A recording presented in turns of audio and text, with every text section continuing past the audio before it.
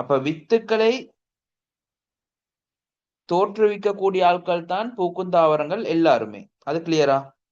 அப்ப பூக்குந்தாவரத்துல ஓ சார். ஒரு வித்திலை இரு வித்திலை வித்து சுவராயிருக்கும். அந்த வித்துல ஒரு இலை இருந்தால் ஒரு வித்திலை, ரெண்டு இலை இருந்தா இரு வித்திலை, அவ்வளவுதான். சரியா? வித்துக்களை தோற்றுவிக்கும். அப்ப இதுல வித்துக்களை தோற்றுவிக்காததை கேட்டிருக்கிறால் ஒரு வித்திலை இரு வித்திலை ஒத்தருமே வரத்துக்கே இயலாதுங்க. ஒரு வித்திலை இரு வித்திலைக்கு உரிய உதாரணங்கள் ஒத்தருமே இங்கேக்கு வரத்துக்கே இயலாது. அது சுவரா தெரியுமே. உங்களுக்கு அதுக்குரிய உதாரணங்கள் தெரியாட்டியும் நாங்க அப்படியே போம். பூக்குந்தாரத்துல அடுத்த வகை தான் என்னன்னா பூக்கா தாவரம். பூக்கா தாவரத்தை எப்படி வகைப்படுத்தினாங்க? வித்து கொண்டுல வித்து இல்ல. ரைட். அங்க வந்து ஈக்கிற எப்படி என்றால் அங்க வித்து உருவாக்கக்கூடிய, ரைட், ஆனா பூ வராது. வித்து வரலாம், பூ வராம இருக்கும். சரியா? அதே போல பூக்கா தாவரத்துல இன்னொரு செட் ஒன்று ஈக்கிற, அங்க பூவும் மீக்காது, யாரு வித்தும் மீக்காது. சரி. வித்து வரக்கூடிய பூக்கா தாவரத்துக்குத்தான் நீங்க என்ன உதாரணத்தை ஞாபகம் வச்சுக்கொள்ளணும்? ஃபைனஸும் ஒரே ரைமிங்ல வருது. ஒரே ரைமிங்ல வரு. ஃபைனஸ், அடுத்து சைக்கஸ். சைக்கஸ் வந்து வித்தை தோற்றுவிக்கிறீர்களே. அதான் நான் வித்து தோற்றுவிக்கிற செட்டை தான் சொல்றது. வித்து வரும் ஆனா பூ இல்ல. வித்து வரும் ஆனா பூ இல்ல. அப்ப அந்த செட்டுக்குள்ளதானே ஃபைனஸும் சைக்கஸ் ரெண்டு பேருமே வாரது. வித்தும் இல்ல பூவும் இல்ல செட்டுக்குள்ள அந்த கஷ்டமான பேர்கள் கொஞ்சம் பாரு. எது கஷ்டமான பேர்கள்? போகனேட்டம், என்ன, செலாஜினல்லா, மாக்கான்சியா, அந்த மாதிரி கஷ்டமான பேர்கள் வாரது எல்லாமே என்ன? பூவும் இல்ல வித்தும் இல்லாத செட்டு. அப்படி ஞாபகம் வச்சுக்கொண்டாரு. கஷ்டமான பேரெல்லாம் அங்க வாரண்டு. விளங்கினா?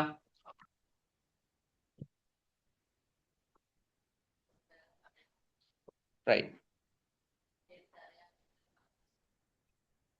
இப்ப வித்தும் இல்ல பூவும் இல்லை என்றால் அதுதான் அந்த கஷ்டமான பெயர்கள் இருச்சிய ஆட்கள். சரியா? செலாஜினல்லா, போகனேட்டம், மாக்கான்சியா எல்லாம் வரும். சரியா? அதுக்குள்ள வார ஆள் தான் யாரு? கஷ்டமான பெயர்கள் ஒன்றுதான் சல்வீனியா. அப்ப சல்வீனியா தான் வித்து மீக்காது பூவும் இல்லாத இந்த லிஸ்ட்ல இருக்கிறாள். சரியா? நீலோட்பழம், நீலோட்பழத்துல ஹேசந்தே உங்களுக்கு கொப்பியில் எழுதி கொண்டு போயிலும் விளக்கம். பூ தோற்றுவிக்கும், அதாவது பூக்குந்தாவரம், அதுலயும் இருவித்திலை. நீலோட்பழம் இருவித்திலைன்னு எழுதிக்கோங்க. நீலோட்பழம் இருவித்திலை. சல்வீனியா வந்து வித்துமில்ல பூவுமில்ல. ஃபைனஸும் சைக்கஸும் என்ன?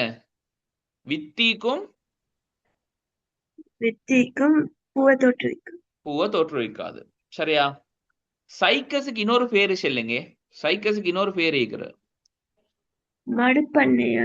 மடுப்பனை. மடுப்பண்ணை இல்லாட்டி மடுப்பனைன்னு சொல்லியது. மடுப்பனை. சைக்கஸுக்கு இன்னொரு பேரு மடுப்பனை. அதே மாதிரி எழுதிக்கோங்க. சைக்கஸுக்கு இன்னொரு பேரு மடுப்பனை. சரியா? முதலாம் கேள்வி சரி. ரெண்டாம் கேள்விக்கு வரும். அடிப்படை அழகன்னா என்ன தெரியுமா உங்களுக்கு? அடிப்படை அழகன்னு சொல்றது இப்ப முந்தி மாதிரி அல்ல. நான் முந்தி வந்து நோமலா கேள்விகள் எந்த கேக்கியது? எஸ்ஐ அழக கேட்பான். எஸ்ஐ அழக செல்லுங்கோன்னு செல்லுவான். சர்வதேச அழகன்னு செல்லுவான். சர்வதேச அழக எஸ்ஐ அழகெல்லாம் ஒரே விஷயம்தான். இப்ப விஷய்க்கு சர்வதேச அழகு நியூட்டன், எஸ்ஐ அழகும் நியூட்டன் தான். அமுக்கத்துக்கு பஸ்கல். அப்படி ஈக்கிறேன் ஒவ்வொன்றுக்கும் சர்வதேச அழகுகள். இப்ப கொஞ்ச காலமா அவன் கேட்டுக்கொண்டு வார ஒரு அழகுதான் என்ன அழகன்? ஒவ்வொருத்தருடையும் அடிப்படை அழகு. நான் ஏற்கனவே இது சொன்னேன் உங்களுக்கு. அடிப்படை அழகுன்னா எந்த இல்ல சார், சொல்லல. சொல்லல. அப்ப நோட் பண்ணிக்கோங்க. ஹொப்பியில ரெண்டாவது அணுகலி போட்டு இதெல்லாம் பாஸ் பேப்பர்கள்ல ம். ஓ லெவல் எக்ஸாம் ப்ரிப்பேர் ஆகிய பாயிண்ட்ஸ்களா ஐஷுட்டியும் கட்டாயம் கிளியரா நோட் பண்ணிக்கொள்ளணும். வேற ஹொப்பி ஒன்று இப்ப எழுதி கொண்டு போறதோட எழுதி கொண்டு போகாம என்ன செய்யற பேப்பரும் பிரிண்ட் பண்ணில்லே நீங்க பிரிண்ட் பண்ணது டைம் உண்டு இல்லே நீங்க இப்போ ஓகே எங்க சார் நோட் நான் பண்ணிக்கோங்க வேற தா- ஓ வேற நான் கொப்பி வேற ஒன்று இருந்தா தாள்ல இருந்து நல்லா அந்த பேப்பரோட பின் பண்ணேன் சார். ஆ இத இத வேற தாள் ஒண்ணு எழுதி பேப்பர் பிரிண்ட் பண்ணி அதுல ஸ்டெப்லர் பண்ணிட்டா சரி. ஓ அப்படியும் சரி இல்ல நீங்க பேப்பரை பிரிண்ட் பண்ண பிறகு நீங்க இப்ப வேறங்கார எழுதிக்குமே அதை பேப்பர்ல எழுதி கொண்டு போங்க பரவாயில்ல. அண்டே உங்களுக்கு பேப்பரை படிச்ச சொல்லேக்கு சரி. அந்த ஐடியாவும் படிச்சு கொண்டு போய் தரையிலுமே இல்லைங்கண்ணா. பேப்பர் மராமரா செஞ்சு பார்த்தையில ம். அந்த மெத்தட்டை பார்த்தாலும் உங்களுக்கு ஓ. ஐடியா பாடமானது பரவாயில்ல. ஆன்சர் பாடமாக இல்ல வேணும். ஐடியா பாடமானது பரவாயில்லை. அடிப்படை அழகண்ட கேள்வி வந்தால் இப்படித்தான் செய்யணும்னு சொல்லி நீங்க பேப்பர்ல எழுதி வச்சு கொண்டு லேசேனப்ப இப்போ ஒவ்வொரு பேப்பரா செஞ்சு செஞ்சு ஓ. அதுலயே விளக்கத்தை எழுதி கொண்டு போனா சரி. ரைட். ரெண்டாவது கேள்வியில அடிப்படை அழகண்டு சொல்லி போட்டு அடிப்படை அழகான எந்தேன்னு எழுதிக்கோங்க. தாருசரி ஒரு ஆள்ட மரியம் தாருசரி ஒரு ஆள்ட அழக தாருசரி ஒரு ஆள்ட அழக கிலோகிராம் அடுத்தது யாரென்றால் மீட்டர் அடுத்தது செகண்ட் இந்த 3 பேரையும் பயன்படுத்தி எழுதினோம்டா இந்த 3 பேர்ல வார ஆட்களை மட்டும் பயன்படுத்தி யாரு சரி ஒரு ஆள்ட அழக எழுதினோம் என்றால் அதுக்கு பேரு தான் என்ன அடிப்படை அழகுல எழுதுறன்னு சொல்றது. அடிப்படை அழகண்டா அப்ப தாரன் அடிப்படை அழகுக்குள்ள வரும் kilogram metre second. Metre second. அப்போ ஒரு ஆள்ட அழகுல கிலோகிராம் மீட்டர் செகண்ட் இதுகள் மட்டும் இருந்தால் அதுக்கு பேரு தான் என்ன அடிப்படை அழகு. அடிப்படை அழகுன்னு சொல்றேன். பாருங்க தந்திக்கிற ஆன்சர் எல்லாத்தையும் பாருங்க. எல்லா ஆன்சர்லயுமே கிலோகிராமும் மீட்டரும் ம். செகண்டும் மட்டுமே உங்களுக்கு பார்க்கறதுக்கு கேளுமாயி இல்லையா? ஓ சார். அப்ப இதோட என்ன அடிப்படை அழகுகளை வச்ச கேள்வி ஒன்று தான் கேட்டிருக்கிறான். இப்போ உங்களுக்கு சாதாரணமா தெரியும் விஷயட எஸ்ஏ அழகுன்னு மட்டும் இதுல கேட்டீங்கன்னா எந்த ஆன்சர் இந்த ஆன்சர் இல்ல. ஆனா விஷயட எஸ்ஏ அழகு எந்த கிலோகிராம் கிலோகிராம் எம்எஸ் அது -2. அது மரியம் நீங்க சமன்பாட்டுக்குள்ள போயிட்டு எடுக்கிறதே நான் கேட்க சர்வதேச அழகெந்தேன் உலகத்திலே அதுக்கு ஒரு ஸ்பெஷல் அழகு நியூட்டன். ஒன்று கொடுத்திருக்கிறேன் நியூட்டனே. அதுக்கு நியூட்டன். பேரு தான் இந்திய நியூட்டன் தான் என்ன விஷயின் இது சர்வதேச அழகு. சர்வதேச அழகு. சர்வதேச அழகு இன்னொரு பேரு தான் எந்தேன் எஸ்ஐ அழகு. சரி. எஸ்ஐ என்ற மீனிங் என்னன்னா ஸ்டாண்டர்ட் இன்டர்நேஷனல் ஸ்டாண்டர்ட் இன்டர்நேஷனல் சரியா? அப்படி ஆஃபம் வச்சுக்கோங்க சரியா? அப்ப சர்வதேச அழகுக்கு இன்னொரு பேரு தான் இந்தியன் எஸ்ஏ அழகுன்னு சொல்லியது. சரி. சரி. இப்ப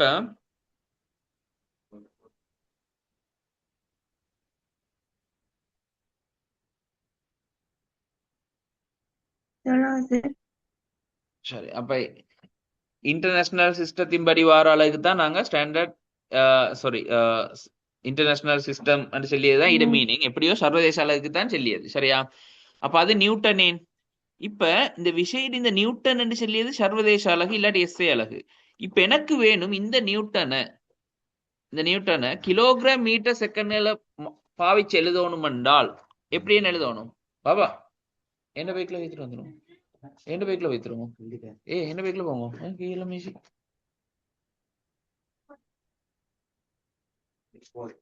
ஓ எல்லாம் போட்டுக்கொள்ளும் சிரமமா அந்த என்ன மேசில இந்த மேசில சொல்லுங்க மரியாம். அப்ப விஷயக்கு F7 எம்ஏல எம்முக்கு வந்து எந்தையும் போடலுமா உங்களுக்கு கிலோகிராம் மீட்டர். எம்மடியே திணிவா குறிச்சியது அப்ப கிலோகிராமே. ஆறு ஓகே. மூடுகள அழகு MS M upon -2. MS -2 MS -2 இல்லையா?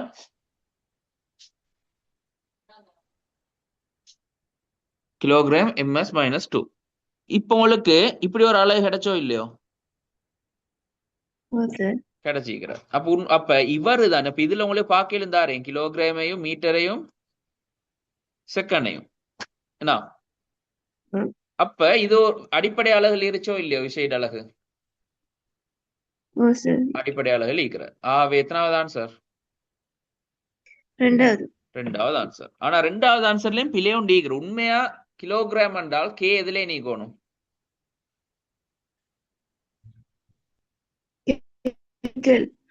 கே வந்து சிம்பிள்ல ஈச்சோணும், கேபிட்டல்ல எழுதுறல்ல. கே கிலோகிராமுக்கு கே சிம்பிள்ல தான் வரணும். கிலோமீட்டர், கிலோகிராம் ஏன்னா இதெல்லாம் வந்து கே சிம்பிள்ல தான் வருமா.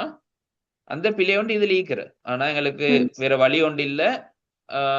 அதுதான் போகணும். சரியா? ரைட். சரி, நான் இப்ப இன்னொரு கேள்வி கேட்டால் அமுக்கம் தெரியுமே, அமுக்கம் சமன் எந்த ஓ சார். சாம்பாடு சொல்லுவோம். விஷயங்கீழ் அமுக்கம் சமம் விஷயங்கீழ்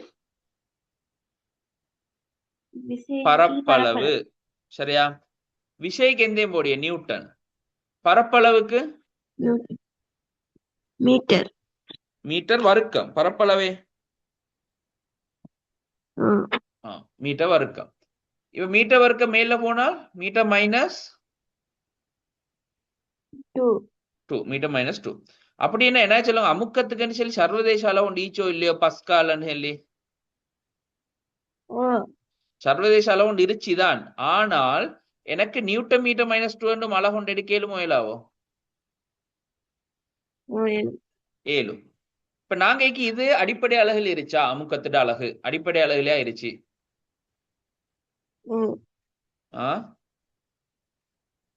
அடிப்படை அலகுண்டா யாரு மட்டும் ஈக்கணும்? இப்ப எழுத சொன்ன ஐடியாவை.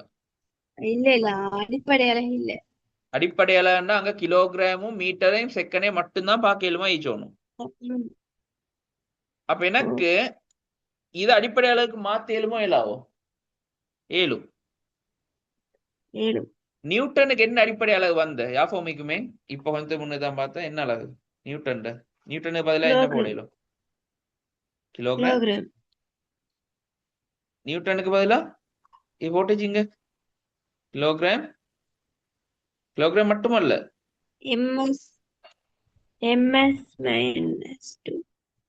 கிலோகிராம் ms மைனஸ் 2 அது ஃபுல்லா சேர்த்துதான் நியூட்டன் ஆகிய தர. இங்க மீட்டர் மைனஸ் 2 அப்படியே ஈக்க ஒப்புறமே இல்ல இல்லையா? இப்ப இந்த கிலோகிராம் அப்படியே நீங்க பார்த்து எழுதி என்னோம் அடிகள் சமன் எனின் mm அடுக்குகள் கூட்டப்படும். அப்ப ஈன 1 ஈன மைனஸ் 2 ஈக்கிற. அப்ப எம் எத்தனை? எம் 2. நீங்க மிக்ஸ்ல படிச்சு இல்லையா? m1 தர m மைனஸ் 2 இப்படி வந்தா என்ன விட வரும் கடைசிக்கு? அடிகள் சமனெனின் அடுக்குகள் கூட்டப்படும் படிச்சலையா? அப்ப அடிகள் சமன் எம்மும் எம்மும் சமன் என்றால் இத கூட்டினா 1 மைனஸ் 2 கூட்டினா எத்தனை? எம்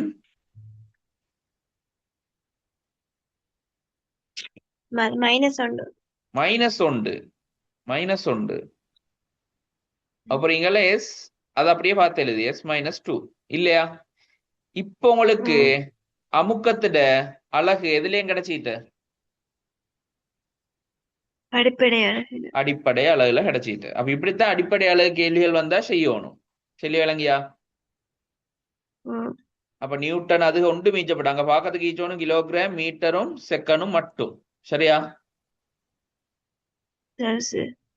இப்ப ரெண்டாம் கேள்வி கொப்பியில லீக்கொன்னே பேதிச்சது. இப்ப ஐநே ஒரு கேள்வி எழுதுங்க. விசை திருப்பத்தின் அலகு விசை திருப்பத்தின்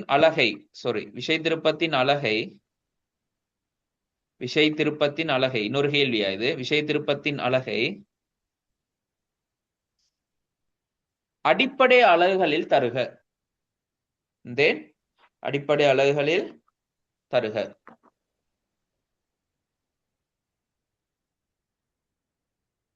விசை திருப்பத்தின் அலக செல்லுமா? சாம்பாடு இந்த விசை திருப்பத்துக்கு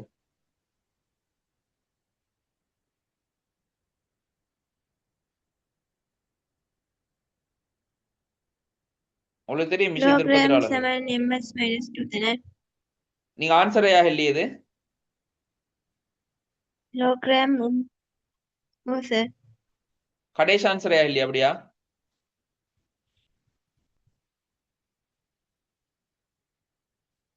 கிலோகிராம் ms minus 2 தானே? எதுடேன்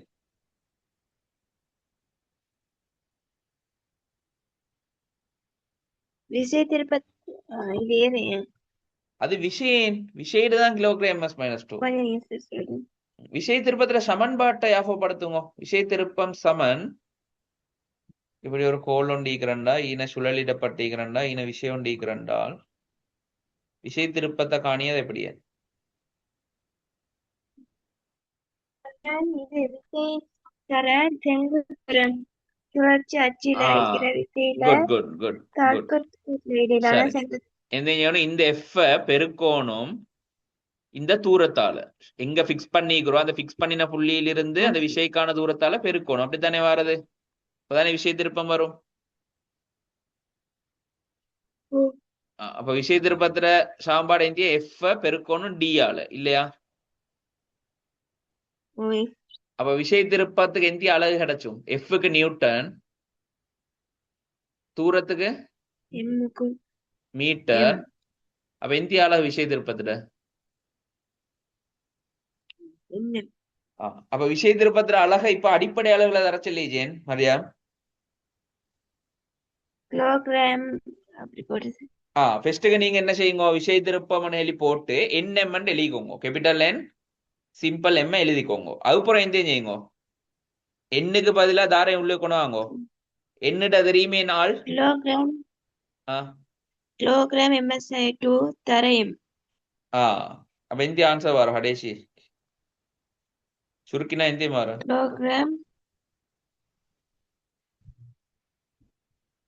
கிலோகிராம் MS2 தானே? சரியா சுருக்கல செய்யுங்க. கடைசிக்கு இப்படி வந்தீச்சுமே. அப்படித்தான். இப்படி வந்த அதுக்கு பிறகு சுருக்கல் ஒன்று ஈக்கே செய்யறதுக்கு வர்க்கம் பாருங்க. M வர்க்கம் M வர்க்கம். அதான் சொல்ல அதான் கேட்கிறேன் நான். அப்ப இந்திய கடைசி ஆன்சர் கிலோகிராம் M வர்க்கம் M வர்க்கம் S சய 2. அப்ப அதை எழுதிக்கோங்க. அப்ப அடிப்படையால இப்ப வந்துட்டோம் இல்லையோ விஷய திருப்பத்துக்கு.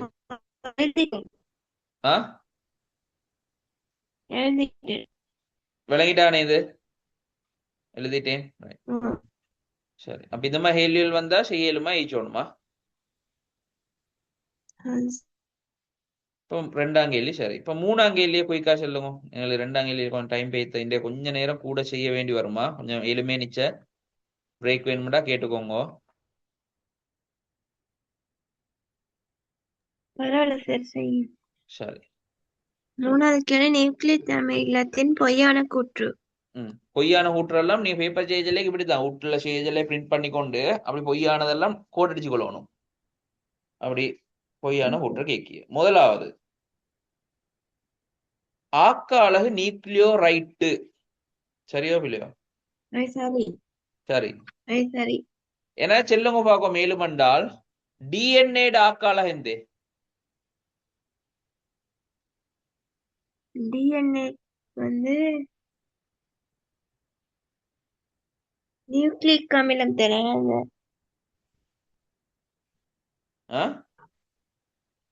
நியூக்ளிக் அமிலம் தானே? DNA நியூக்ளிக் அமிலமா? நியூக்ளிக் எசிடண்டா இங்கிலீஷ்ல நியூக்ளிக் எசிடண்டா தான் நியூக்ளிக் அமிலம். DNA எந்த அப்ப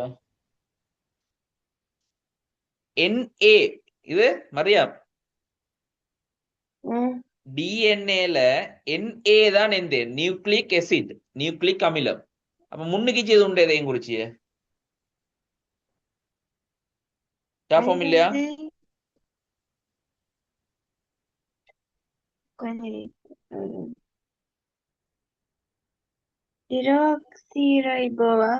டிஓட்சி தமிழா எழுத சொல்லிங்கனாங்க. டி ஒட்சி ஆக்சிரைபோமா ரைபோ அப்ப நல்லா விளங்கெடுத்துக்கோங்க. இது நீங்க இதுல கிளியரா ஆயிச்சோணும். இது ஃபெஸ்ட் பாடமே நான் சொல்லிய மரியாம். ம் ம் நியூக்ளிக் எசிடிஜானே நியூக்ளிக் அமிலம்.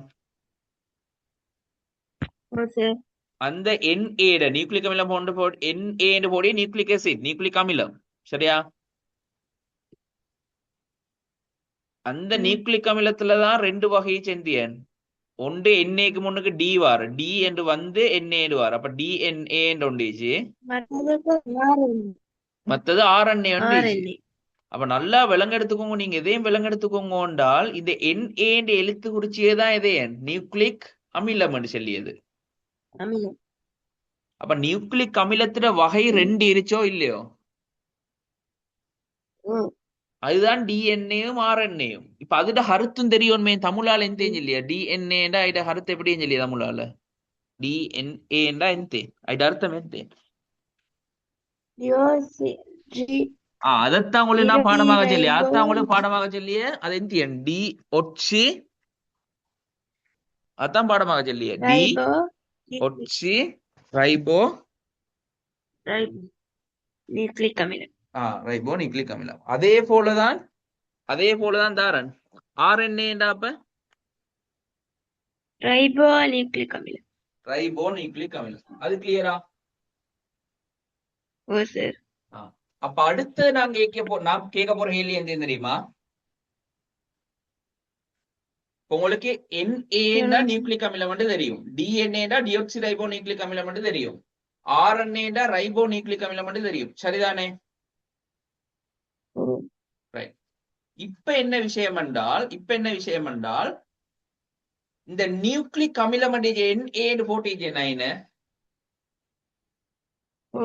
அந்த நியூக்ளிக் அமிலம் வரணும் என்றால் தாரு நிறைய சேர்ந்தாலும் நியூக்ளிக் அமிலம் பாரு. DNA பத்தி கேட்கல, RNA பத்தி கேட்கல, நான் கேட்கிறது NA பத்தி, நியூக்ளிக் அமிலத்தை பத்தி கேட்கிறேன். Carbon hydrogen oxygen nitrogen phosphorus எல்லாம் சேர்த்து நியூக்ளிக் அமிலம் ஆஹ் அது வந்து நீங்க ஐலிச்சி மூலகங்களை சொல்லியே எனக்கு. இது ஹைட்ரஜன் உப்பு அமிலம் மெண்டோசோ வெள்ள கூட்டுவதா நீங்க என்ன சொல்லணும் என்ன தெரியுமா? நீங்க என்ன சொல்லணும்? இப்ப நியூக்ளிக் அமிலம் நியூக்ளிக் அமிலம் என்று சொல்லியது ஒரு பல்பகுதியமோ இல்லையோ? தாட்ட பல்பகுதியமே தாரு பல சேர்ந்த நியூக்ளிக் அமிலம் வாரு. அது தெரியுமா? புரதம் தாரு சேர்ந்த உருவாய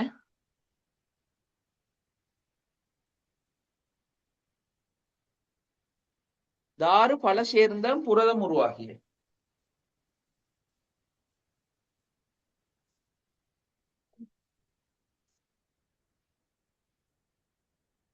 கார்பன் அதெல்லாம் தானே அமினோ அமிலம் பல சேர்ந்துதான் புரதம் உருவாகிய.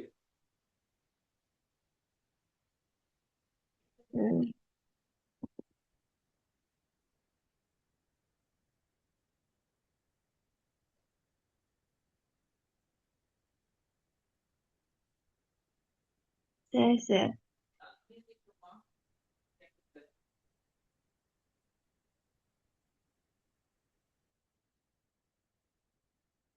சொல்லுங்க.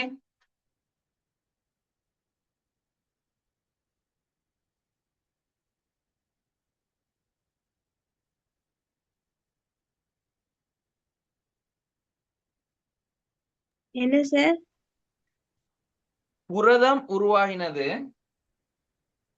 தாரு பல அமினோ சேர்ந்த அமிலம் அமினோ அமிலம் பல சேர்ந்து. அது சரிதானே? அதே போலதான் ஒரு சர்க்கரைட்டு பல சேர்ந்துதான் எதன் உருவாயின?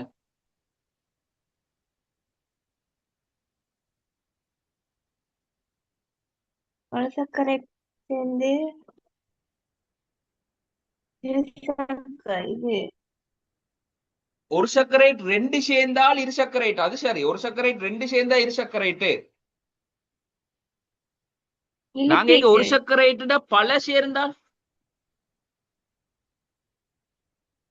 இலிப்பீட்டா ஒரு சர்க்கரைட்ட பல சேர்ந்த இலிப்பிட் எப்படியும் பாரு. ஒரு சர்க்கரைட்ட பல சேர்ந்தால் பல் சர்க்கரைட்டு வார. பல் ஒரு சர்க்கரைட்ட பல சேர்ந்தா வாரதாரன் பல் சர்க்கரை. பல் சர்க்கரைட்டு வாரது. சரியா? ம்,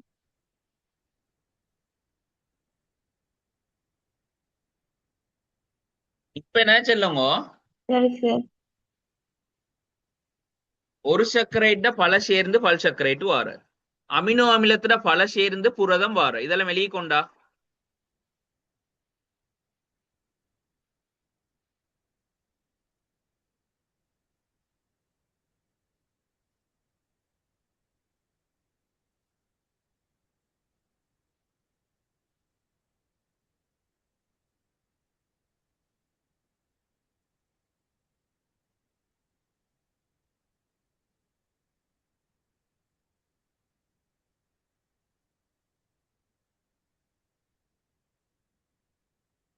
எழுதிட்டா?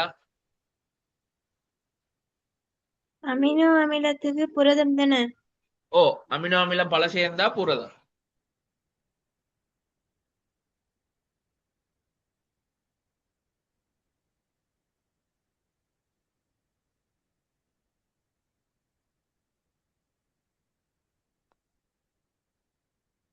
சரி சார்.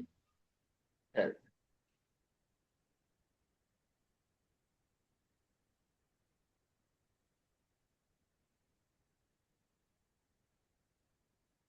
அப்ப என்ன சொல்லுங்க?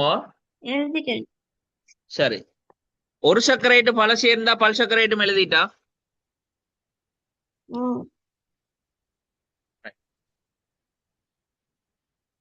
இப்ப என்ன சொல்லுங்க? யாரு பல சேர்ந்தாலும் நியூக்ளிக் அமிலம் வாரது?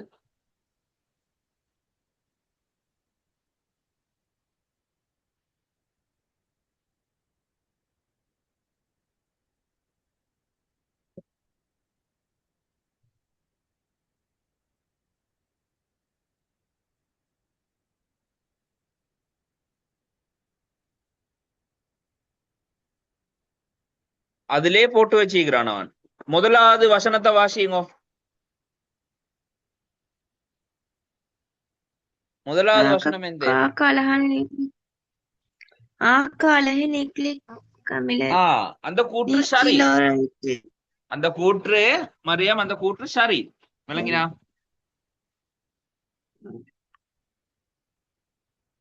அப்ப அந்த கூற்று சரி என்றால் அப்ப எப்படி புரதத்துக்கு அமினோ அமிலமோ நியூக்ளிக் அமிலத்தை தாரன் நியூக்ளியோரைடு. Nucleo right.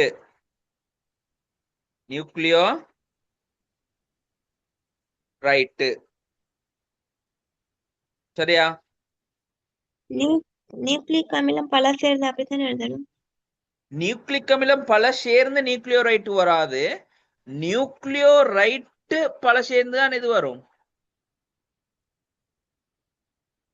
நியூக்ளிக் அமிலம். நியூக்ளிக் அமிலம் வரும். அப்ப புரதம் ஈச்சிய சைட்ல தான் நியூக்ளிக் அமிலம் ஈச்சோணும். புரதம் மாதிரி ஒரு ஆள் தான் நியூக்ளிக் அமிலம். அமினோ அமிலம் மாதிரி ஆள் தான் நியூக்ளியோ ரைட்டு. அப்ப நியூக்ளியோ ரைட்டு பல சேர்ந்தா தான் நியூக்ளிக் அமிலம். நியூக்ளிக் அமிலம் வரும். சரியா? ஓகே. ரைட்.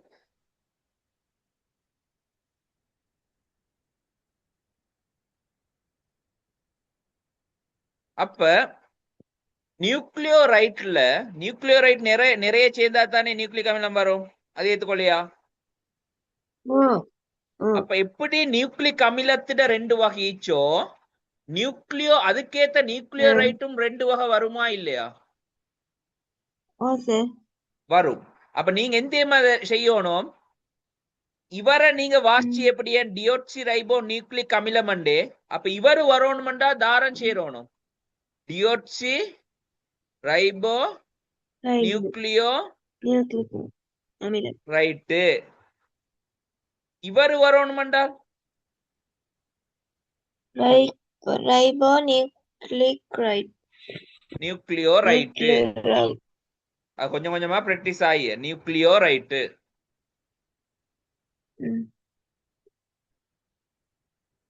சரியா? சரி சரி.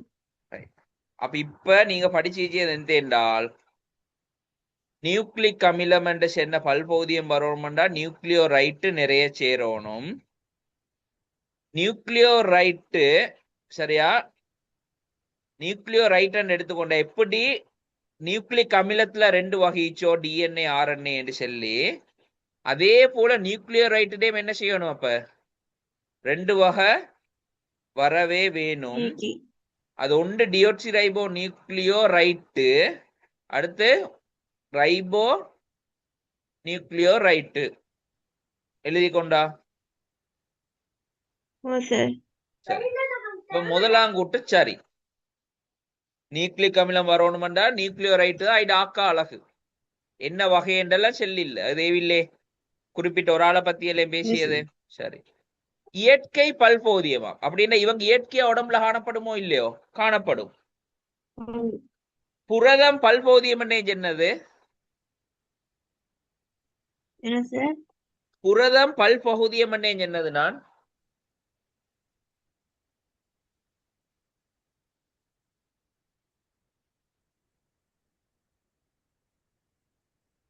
உங்களுக்கு இது அர்த்தம் தெரியுமா? பல்பகுதியம் என்றா தாரண்டு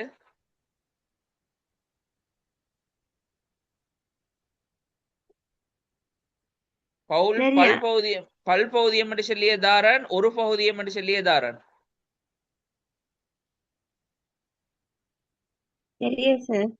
ஒரு பகுதியை நிறைய சேர்ந்தாதான் எந்தேம் பாரு பல்பகுதியம் பாரு. அப்ப புரதம் வண்டியது ஒரு பல்பகுதியம். புரதத்துல ஒரு பகுதியம் எதன்? அமினோ அமிலம். அப்ப அமினோ அமிலம் என்ற ஒரு பகுதியம் நிறைய சேர்ந்தாதான் புரதம் என்ற எந்தேம் பாரு. என்ன சார் வேணாங்கல்ல? அமினோ அமிலம் என்று சொல்லியது ஒரு பகுதியம். ஒரு பகுதியம் ஒரு ஆள், ஒரு ஆள் ஒரு பகுதியம். அவர் பல சேர்ந்தாதான் எந்தேம் பாரது புரதம் என்ற